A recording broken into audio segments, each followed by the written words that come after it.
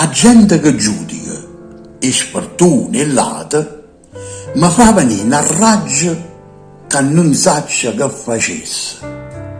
Se una femmina non tiene più marito e dentro la vita non tiene più a nessuno, sti vivere maledetta invece di compiati si mettono a mormoriare. E vista, a quando ha perso un marito non ha ragione più, non scende, non si veste, non si trucca, non si riconosce più. Si continua così, secondo me, fa fine al marito.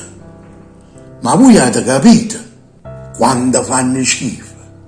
Non tengono rispetto nemmeno verso i morti. Se stai rende guai, ti impegni e non ce la fai, sti lingua balenata ti passano per quello come una carra armata. Ma come? Che le stava tanto bella, accattava, spanneva, si chiama a capelli. Secondo me, sta chieni riepata e non ne può più uscire. Sti serpa velenose non tengono pietà, pure se stai morendo, t'hanno sempre a mormoriare.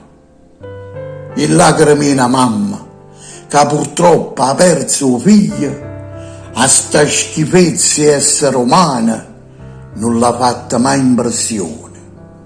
Nessuna emozione, nessuna commozione.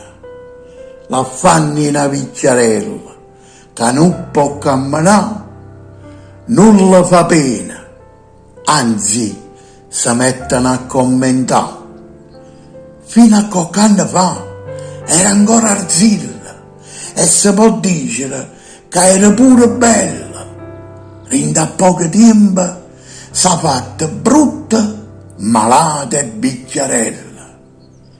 Sti vipere velenose avessero pensato che in un momento nato, pure la vita loro, all'improvviso può cagnare. Allora ci pensare al destino. Quello che fanno o faranno loro, e quello che dicono o diceranno loro. Vipera maledetta, tagliente e velenosa, continua a giurare e a non tenere pietà, tanto se non lo può capire che chi soffre tu li hai rispettato, se non lo può capire che nessuno in coppa a terra sta all'altezza di giudicare, quando tocca a te sarà troppo tardi pure per te pentire. E per la cattiveria, l'invidia e la gelosia, la sofferenza ti farà morire. E quando arriva in cielo, ate che paradiso oppure purgatorio, troppo giudizio e Dio, l'inferno sarà per sempre a casa tua.